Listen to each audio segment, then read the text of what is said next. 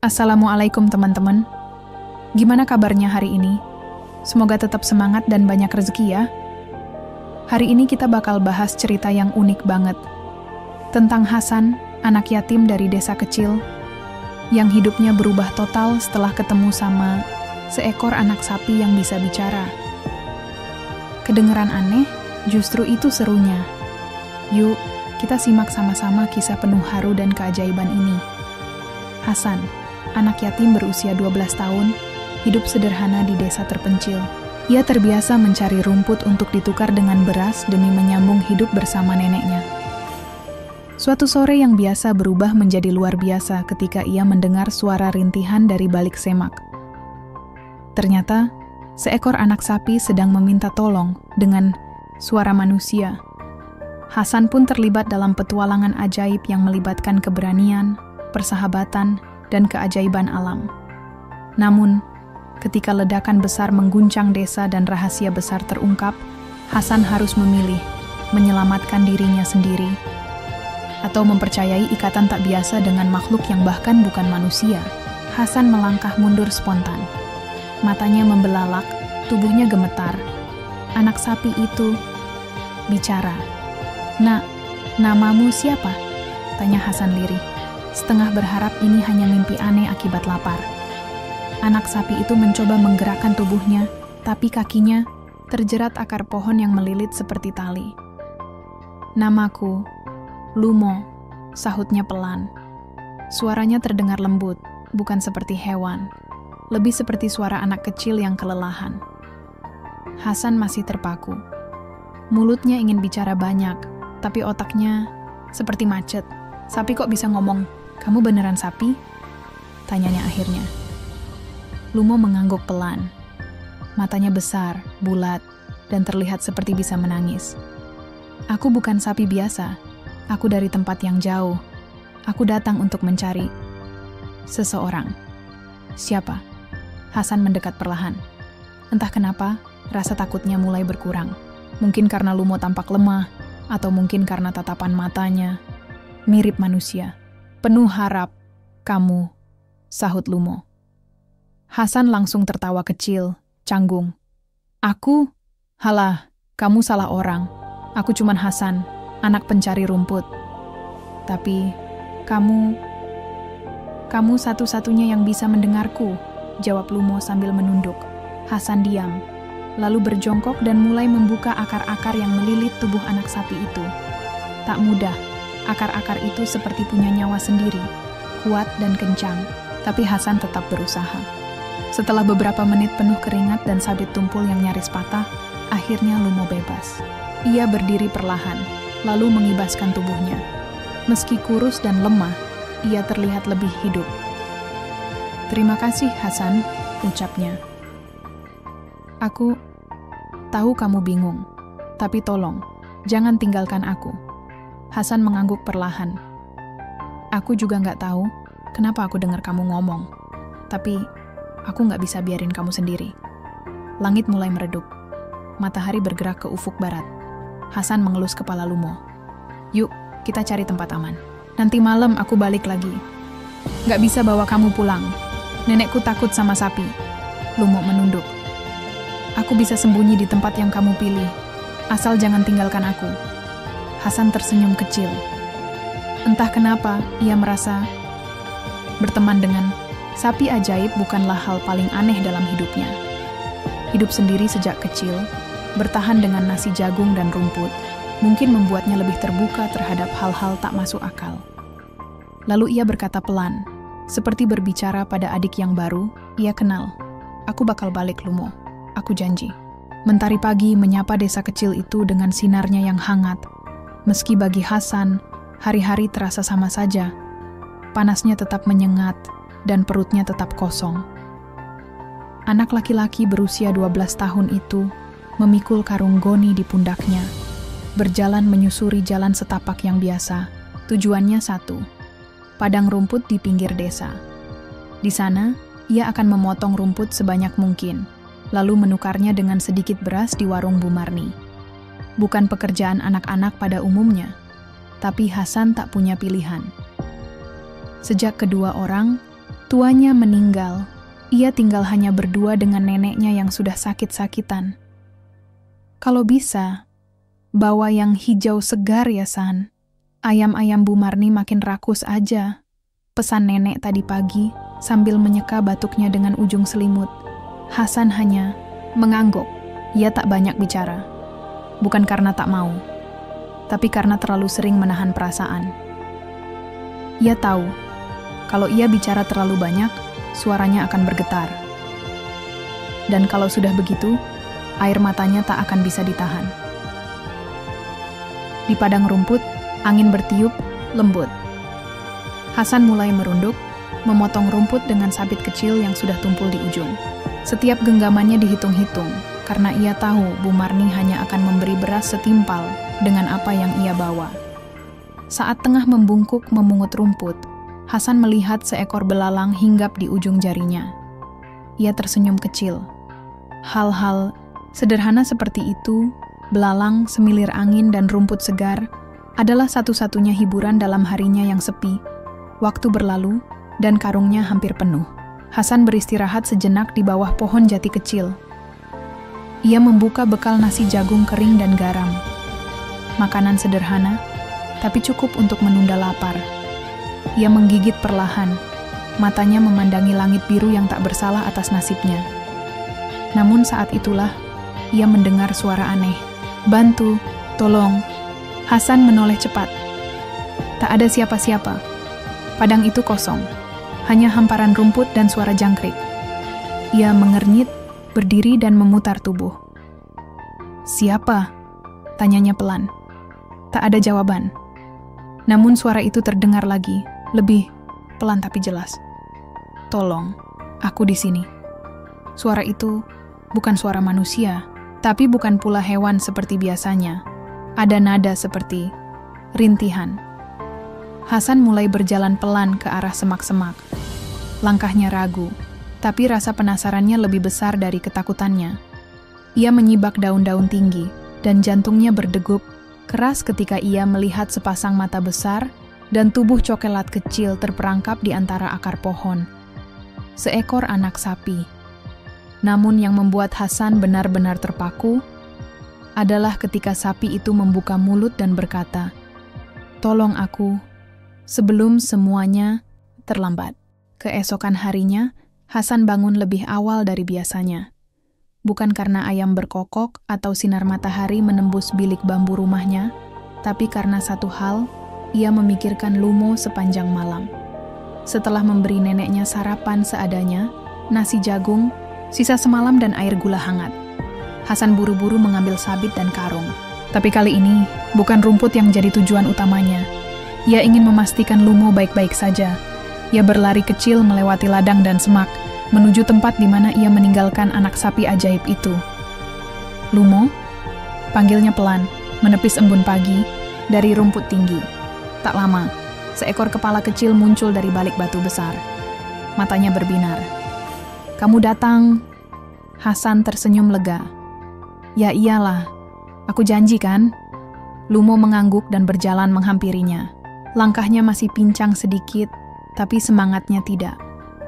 Mereka duduk bersama di bawah pohon, sama seperti kemarin. Tapi hari ini terasa berbeda, lebih akrab. Hasan mengeluarkan sisa bekalnya dan memberikannya pada Lumo. Aneh memang, memberi makan sapi dengan nasi jagung, tapi Lumo menerimanya tanpa protes. "Kamu bilang kamu bukan sapi biasa?" tanya Hasan akhirnya. "Terus kamu apa?" Lumo menatap langit sejenak sebelum menjawab. "Aku dulu hidup di tempat yang tak bisa dijangkau, manusia. Tempat di mana hewan dan manusia dulu bisa bicara, sebelum dunia jadi bising dan lupa." Hasan mengernyit. "Kayak negeri dongeng?" Lumo mengangguk. "Tapi sekarang negeri itu rusak. Aku dikirim ke dunia ini untuk mencari penjaga. Seseorang yang masih bisa mendengar suara alam." Hasan tertawa kecil. "Terus kamu pikir aku?" "Penjaga itu," Lumo mengangguk lagi tanpa ragu. "Kamu dengar aku, kamu tolong aku, kamu istimewa." Hasan menatap sabitnya yang sudah berkarat. Ia tertawa pahit. Aku cuma anak yatim yang kerja cari rumput. Tapi hatimu masih bersih, kata Lumo pelan. Dan itu yang dicari dunia sekarang. Mereka terdiam sejenak, mendengar angin meniup dedaunan dan suara burung dari kejauhan. Untuk pertama kalinya dalam hidupnya, Hasan merasa dilihat bukan sebagai anak miskin yang harus bertahan hidup, tapi sebagai seseorang yang berarti. Aku nggak tahu bisa bantu kamu apa, Lumo. Tapi kalau kamu butuh teman, aku ada, kata Hasan pelan. Lumo mendekat dan menyentuhkan kepalanya ke lengan Hasan. Itu saja sudah cukup. Hari itu, Hasan pulang dengan karung rumput seadanya. Tapi, hatinya penuh. Ia tak tahu kemana cerita ini akan membawanya. Yang ia tahu, ia tidak lagi sendiri. Bab 4. Tanda-tanda dari langit sejak pertemuan itu, Hasan dan Lumo menjadi seperti sahabat lama yang tak terpisahkan.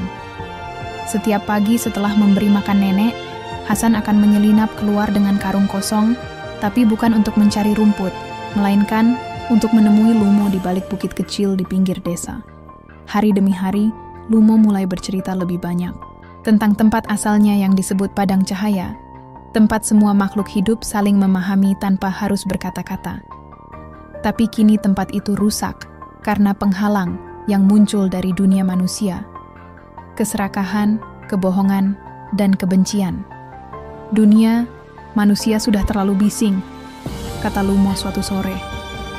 Bising dengan amarah, bising dengan keserakahan. Suara-suara kecil dari bumi hilang. Hasan hanya diam. Ia tak sepenuhnya mengerti, tapi ia tahu apa yang dirasakan Lumo. Dunia memang kadang terasa berat dan tak adil. Namun sejak Lumo datang, desa Hasan mulai berubah. Tak ada yang tahu sebabnya, tapi warga mulai merasakan hal-hal aneh.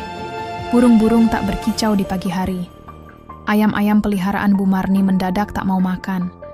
Bahkan pohon jambu depan mushola tiba-tiba meranggas, padahal sedang musim berbuah.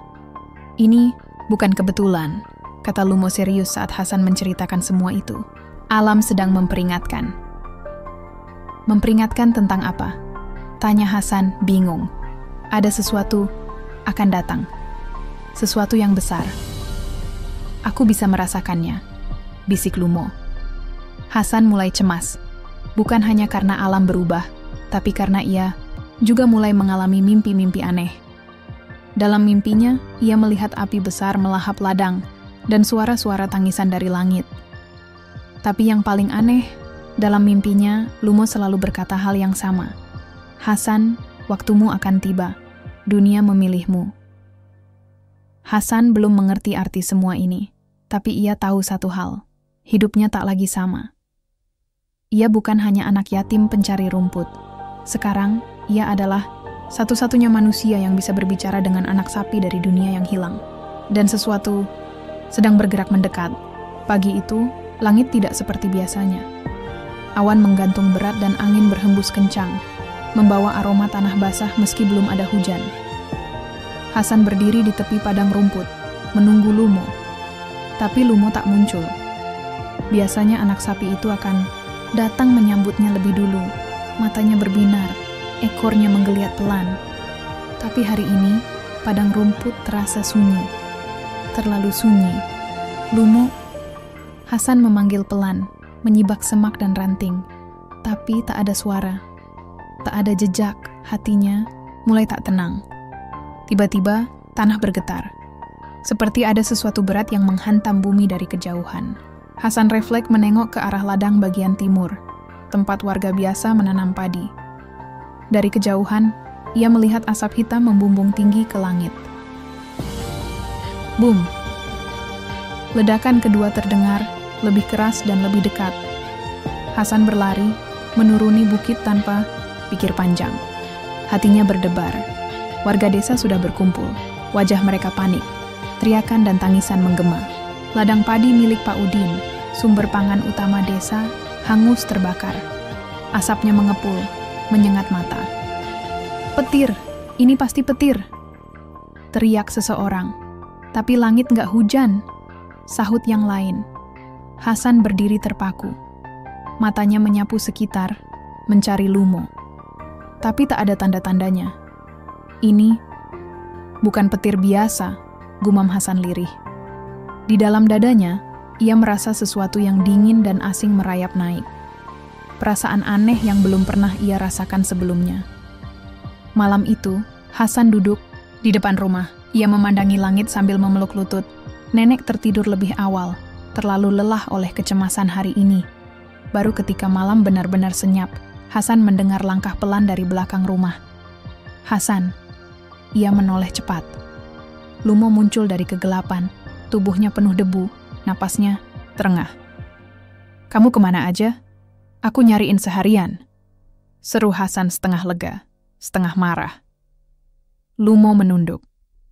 "Maaf, aku harus sembunyi. Ada sesuatu yang mengejarku." Hasan terdiam. "Ledakan di ladang, itu bukan kebetulan, ya?" Lumo mengangguk. "Itu pertanda. Dunia ini sedang retak. Sesuatu dari tempatku mulai merambat ke dunia ini." Hasan menelan ludah. "Kita harus lakukan sesuatu." "Tapi apa?" Lumo menatap Hasan dalam-dalam. "Kita harus pergi. Malam ini juga. Sebelum yang mengejarku sampai ke desa ini." Hasan menunduk. Nenek, rumahnya, semua yang ia kenal. Haruskah ia tinggalkan semua itu? Tapi dalam hatinya, ia tahu keputusannya malam ini akan menentukan nasib semua orang. Hasan duduk termenung di depan tungku yang mulai padam. Wajahnya redup, tatapannya kosong menembus dinding bambu rumahnya.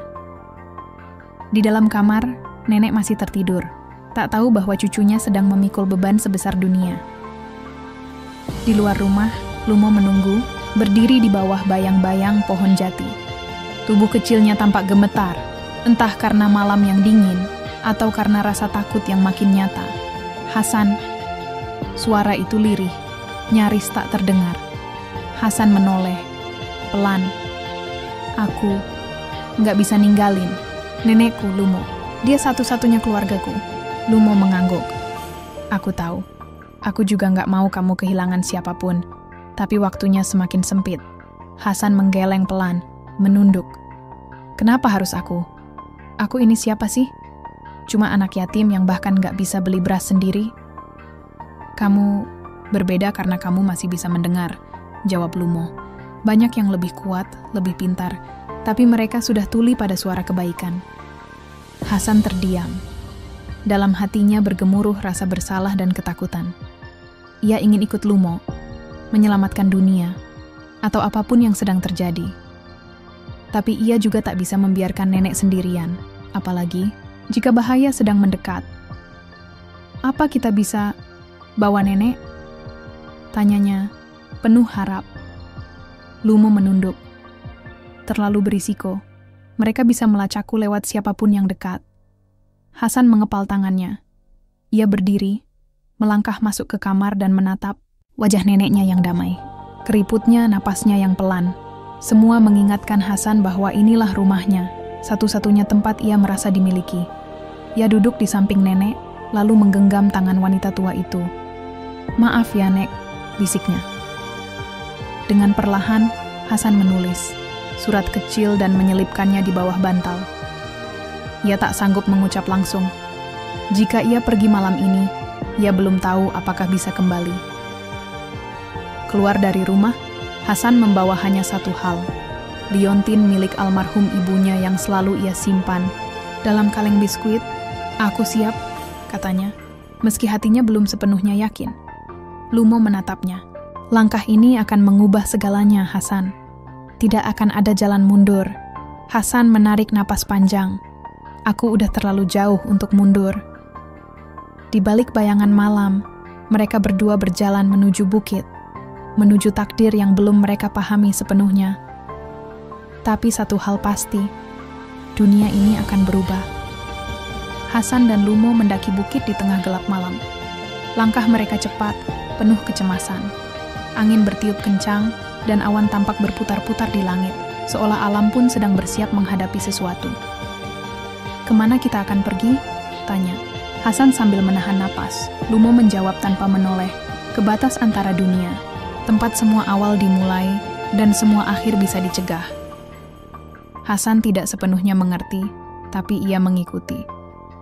Mereka tiba di dataran tinggi yang dipenuhi batu-batu runcing dan rumput liar. Di tengahnya, ada lingkaran tanah kosong, seperti altar kuno yang terlupakan waktu. Lumo berdiri di sana. Tubuhnya mulai bercahaya samar. "Apa yang sedang terjadi padamu?" tanya Hasan. "Aku akan berubah," jawab Lumo. "Ini bentuk asliku, perlahan kembali." Seketika, suara gemuruh terdengar dari langit. Awan berputar membentuk pusaran besar, dan dari tengahnya, cahaya menyilaukan menyambar ke arah mereka. Hasan terhuyung, melindungi wajahnya dengan tangan. Dari dalam cahaya, muncul siluet, makhluk tinggi, bersayap, bermata merah. Suara berat menggema di udara. "Kau gagal menyembunyikan dirimu, Lumo." Hasan mundur, ketakutan. Lumo berdiri di depan Hasan, melindunginya. "Dia bukan bagian dari ini. Biarkan dia pergi." Makhluk itu melayang turun. "Kau tahu peraturannya, utusan. Dunia manusia tidak boleh tahu." Hasan melangkah maju. "Kalau aku bukan siapa-siapa, kenapa kalian peduli aku tahu?" Makhluk itu memandangnya tajam. "Karena kamu adalah penjaga yang terpilih, anak dari garis cahaya terakhir." Hasan mengerutkan dahi. "Apa maksudmu?" Lumo menunduk. "Hasan, ibumu dulu pernah menolong makhluk dari dunia kami. Dia menyelamatkan bagian dari padang cahaya dari kehancuran. Itu sebabnya kamu bisa mendengar suaraku." Hasan merasa tubuhnya gemetar. Ibumu meninggal karena melindungiku," ucap Lumo lirih. "Aku berjanji akan menjagamu dan menuntunmu menemukan siapa dirimu sebenarnya." Air mata menggenang di mata Hasan. Emosi bercampur, kehilangan, marah, bingung, haru. Makhluk bersayap itu terbang makin rendah, bersiap menyerang. "Cukup bicara, keseimbangan sudah terganggu." Lumo berdiri tegak. "Kalau begitu, kita lawan." Seketika, tubuh Lumo berubah, dari anak sapi mungil menjadi sosok besar. Berkaki 4 bercahaya, bermata biru terang, dan tanduk berputar seperti kristal. Sosok pelindung dari padang cahaya. Hasan memejamkan mata. Dalam hatinya, ia mendengar suara sang, "Ibu, jadilah jembatan antara dua dunia, nak. Jangan biarkan kegelapan memisahkan yang baik." Saat membuka mata, tubuh Hasan mulai menghangat. Tangannya bercahaya. Ia tak tahu bagaimana, tapi ia tahu ia harus bertarung. Bukan dengan kekuatan, tapi dengan hati. Pusaran angin melingkar di langit, membuat dedaunan dan debu beterbangan seperti badai. Di tengahnya, Hasan berdiri dengan tubuh gemetar, diapit oleh Lumo dalam wujud aslinya, dan makhluk dari langit yang membawa ancaman. Cahaya dari tubuh Hasan kini terang benderang. Tapi ini bukan cahaya yang menyilaukan, melainkan hangat. Seperti pelukan yang lama hilang, atau sinar matahari di pagi pertama setelah hujan panjang. Lumo memandang Hasan. "Kau satu-satunya harapan. Tapi bukan karena kekuatanmu, karena hatimu." Makhluk bersayap itu melayang lebih rendah, bersiap menyerang. Tapi Hasan melangkah ke depan, perlahan namun pasti. Dengan suara bergetar namun tegas, ia berkata, "Dunia ini mungkin telah banyak melakukan kesalahan. Tapi bukan berarti harus dihancurkan. Kita butuh kesempatan kedua, seperti aku." Makhluk itu tak merespons. Namun cahaya dari Hasan kian menyebar, menembus gelap di sekitar mereka. Tiba-tiba, angin berhenti. Langit yang tadinya kelam mulai merekah, perlahan-lahan, awan menghilang, dan bintang-bintang tampak lebih terang dari biasanya. Makhluk itu berhenti melayang. Sayapnya mengatup.